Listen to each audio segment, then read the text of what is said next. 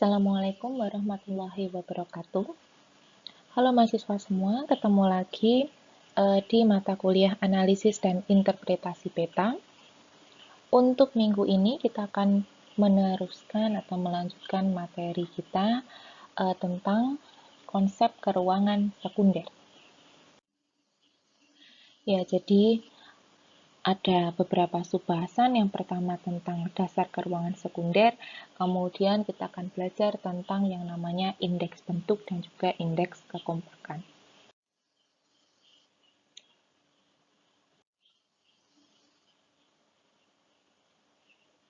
Oke, yang kita bisa pahami bahwa objek geografis di permukaan bumi ini punya bentuk yang beraneka ragam. Ya, ada objek yang dia bentuknya seperti atau menyerupai lingkaran, ada yang menyerupai segitiga, ada yang bentuknya kompak, ada yang bentuknya memanjang, atau bahkan dia tidak beraturan.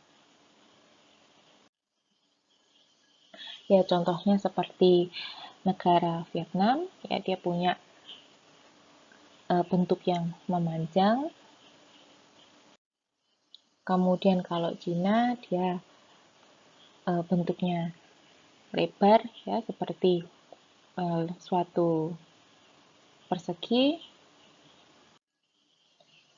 Nepal, dia punya bentuk yang memanjang.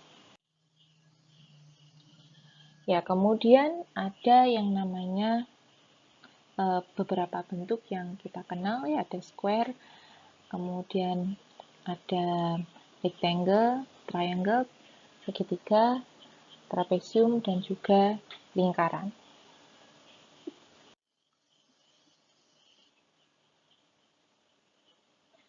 Nah, konsep dari keruangan sekunder yang pertama adalah bentuk, di mana bentuk ini dia termasuk analisa kartometrik terhadap konsep keruangan sekunder atau tingkat kedua. Bentuk dia menunjukkan konfigurasi geometris objek, kemudian ada bentuk yang empirik dan juga bentuk yang standar. Bentuk empirik itu mengacu pada bentuk real atau bentuk nyata hasil penyederhanaan dari bentuk lapangan. Sedangkan bentuk standar merupakan bentuk estimasi yang menyerupai bentuk realnya. Untuk bisa mengetahui bentuk suatu wilayah, maka digunakan analisis bentuk yang berdasarkan pada analisis kuantitatif. Caranya yang pertama adalah ada indeks bentuk standar atau standard shape index. Metode ini dia menghitung hubungan antara bentuk empiris dengan bentuk standarnya. Contohnya adalah melalui perhitungan tingkat circularity dari satu area atau seberapa mirip satu area itu bentuknya seperti lingkaran. Caranya adalah dengan regen ditampalkan dengan lingkar. Nilai shape index-nya didapatkan dari 1 dikurangi area E dan S, area empirik dan S, dengan area E or S, area empirik atau area standarnya. Ya, jadi misalnya kita punya satu region, ya, satu wilayah, bentuknya seperti ini, ya, yang empirical ini. Kemudian area tersebut ditampalkan dengan bentuk standar, yakni lingkaran. Dari situ kemudian kita hitung area empiriknya sama dengan area of standarnya sama dengan 25. Ya, ini misalnya kita menghitung dengan metode grid. Diketahui angkanya 25. Kemudian kita hitung area empirik dan area standar. Artinya, area di mana masuk pada bagian empirik dan juga pada bagian standar.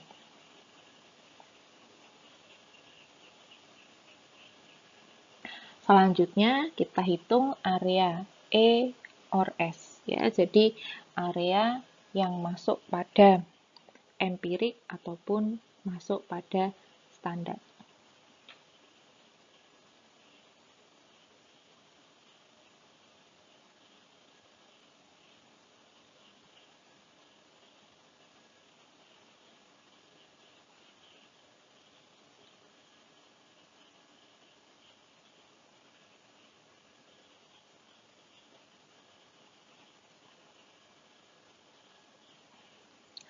Maka indeks bentuknya adalah A sama dengan 1 dikurangi E NS per E or S. Diketahui hasilnya adalah 0,14.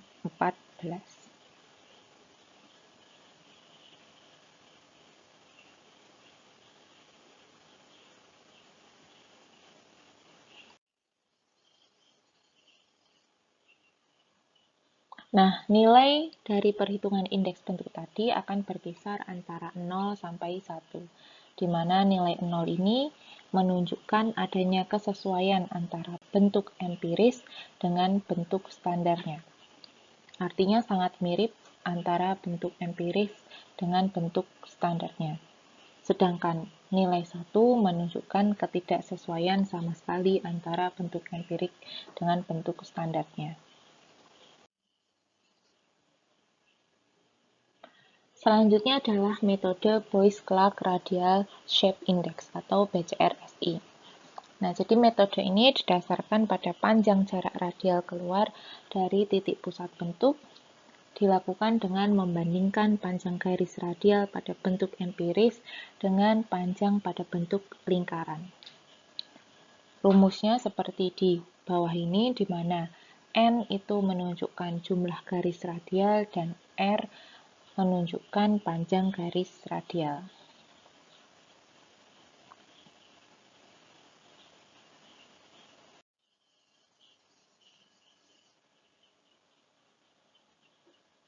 Sehingga contohnya adalah, misalnya kita punya bentuk empirik seperti ini ya. Kemudian dari situ kita cari titik tengahnya dari bentuk atau dari poligon yang kita miliki. Kemudian kita buat garis pencar ya, R1 sampai R8 untuk contoh yang ini. Tidak ada batasan pembuatan garisnya harus berapa, di mana semakin banyak garis radial yang kita buat, itu akan semakin detail atau semakin bagus. Kemudian dari situ kita hitung panjang radial setiap garis ya. Jadi kalau di sini contohnya kita punya 8R ya, R8, maka kemudian kita hitung R1 sampai R8. Panjangnya itu berapa?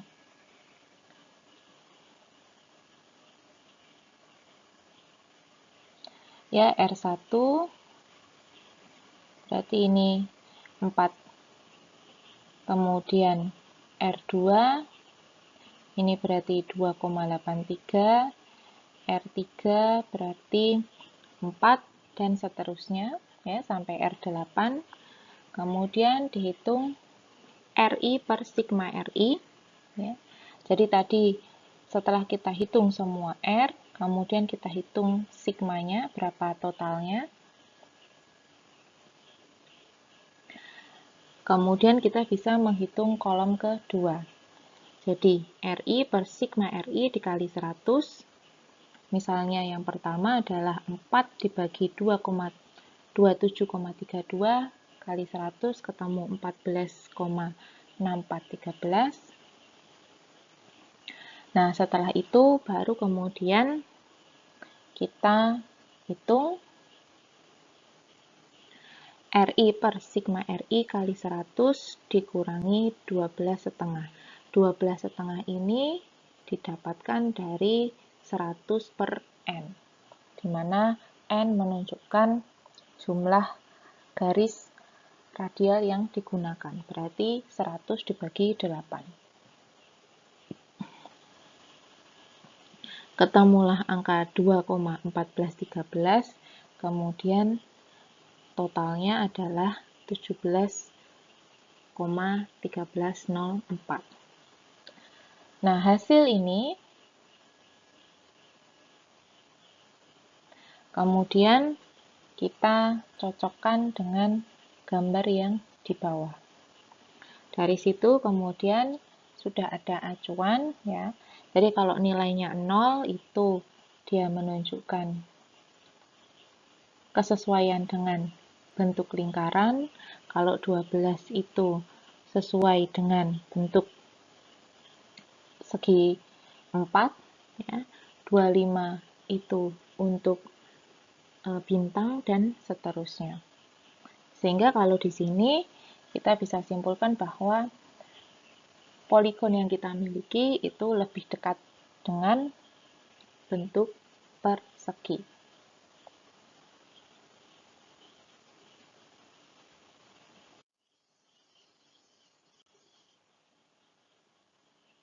Nah, dari analisis bentuk ini, kita juga bisa melakukan analisis tingkat kekompakannya, di mana bentuk yang kompak itu ketika satu bentuk semua titik-titiknya terletak pada batas terdekat atau jarak minimal dengan pusat bentuk. Dan diketahui bahwa lingkaran merupakan satu bentuk yang paling kompak, karena batas luarnya itu memiliki jarak yang sama terhadap pusatnya.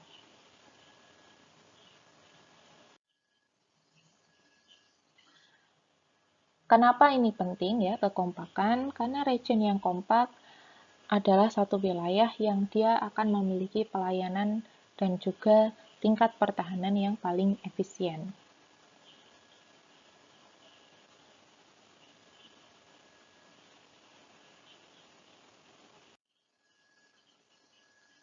Indeks kekompakan bentuk, Shape Compactness Index,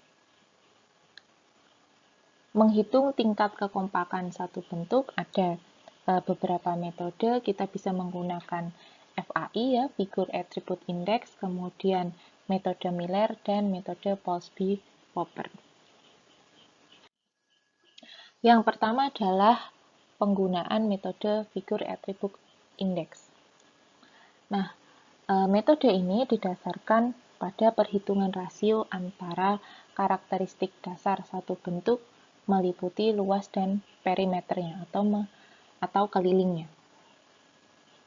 Diketahui bentuk lingkaran ya, karena tadi merupakan bentuk yang paling kompak, dia memiliki nilai 1.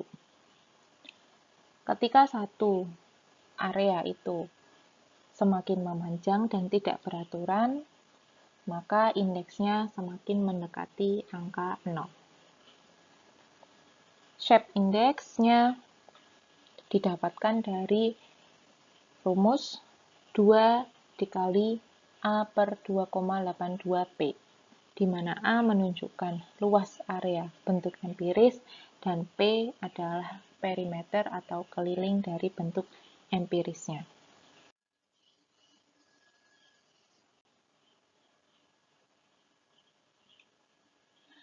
Yang kedua adalah metode Miller. Metode Miller ini dia menggunakan lingkaran sebagai acuan karena tadi dasarnya adalah lingkaran merupakan bentuk yang paling kompak.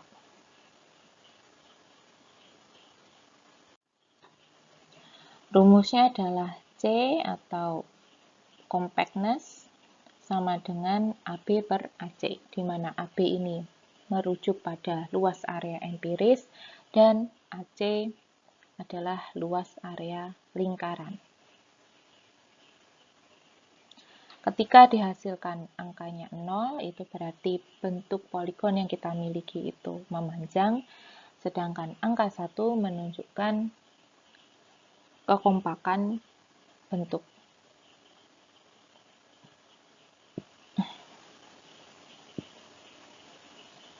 Atau berupa lingkaran.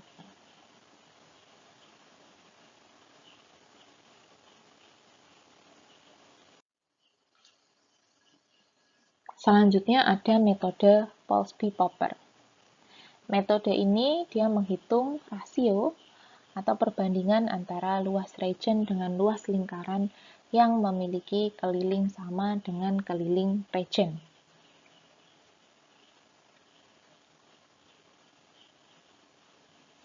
Rumusnya adalah Polsby-Popper 4PA per P, di mana A merujuk pada luas area yang kita miliki dan P itu adalah perimeter area yang kita miliki.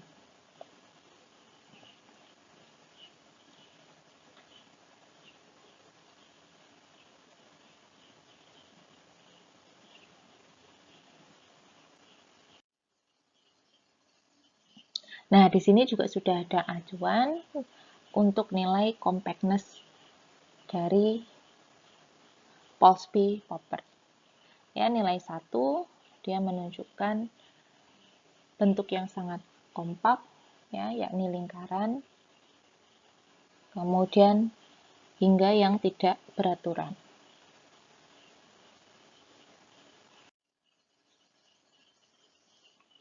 Lalu, apa pentingnya, ya?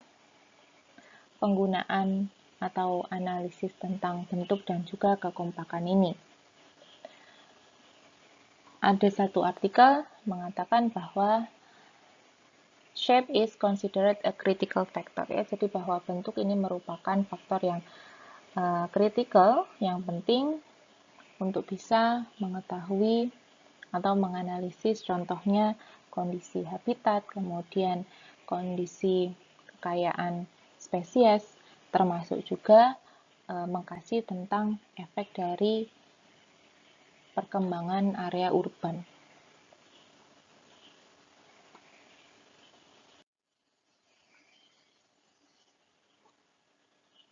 Banyak juga area yang dia diberi nama sesuai dengan bentuknya. Dikatakan juga bahwa bentuk analisis tentang bentuk ini bermanfaat untuk bisa mendeskripsikan kondisi perkotaan, kemudian kondisi jalur perdagangan, dan juga kondisi politis. Ya, di sini ada contoh, ya, tentang penggunaan indeks kekompakan untuk analisis pola urban. Pada artikel ini, dia ingin mengetahui apakah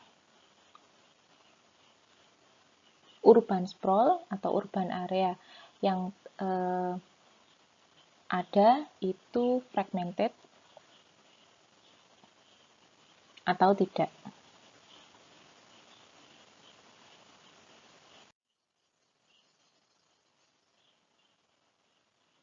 Selanjutnya ada juga penggunaan kekompakan, analisis kekompakan untuk bisa mengukur kondisi politis satu area.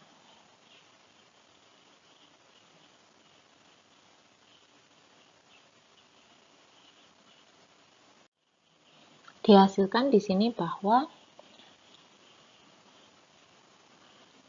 beberapa area yang memiliki indeks kekompakan yang rendah itu dia lebih kompetitif ya dalam perhitungan atau dalam kondisi politiknya. Ada juga ini analisis indeks kekompakan bentuk di daerah pesisir Jawa Barat, di mana penelitian ini ingin mengkaji tentang penilaian indeks kekompakan dari wilayah pesisir dan menghubungkannya dengan kondisi keberhasilan pembangunan di wilayah.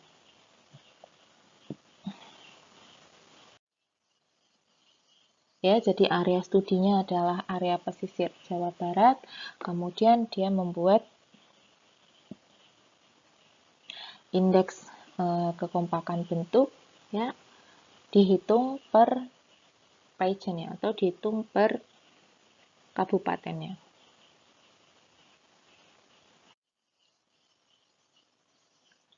Nah, di sini setelah didapatkan hasilnya, diketahui bahwa ada beberapa kota ya yang masuk dalam kategori kurang kompak itu ternyata memiliki laju pertumbuhan PDRB yang relatif rendah.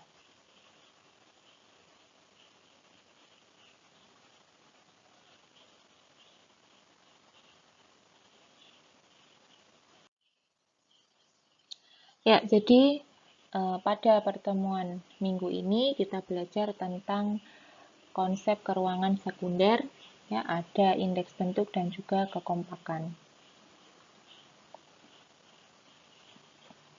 Kita sudah belajar tentang tahapan penggunaan peta, kemudian tentang peta, abstraksi kartografi, kemudian konsep dasar keruangan, dan yang terakhir adalah kita pelajari minggu ini konsep keruangan sekunder.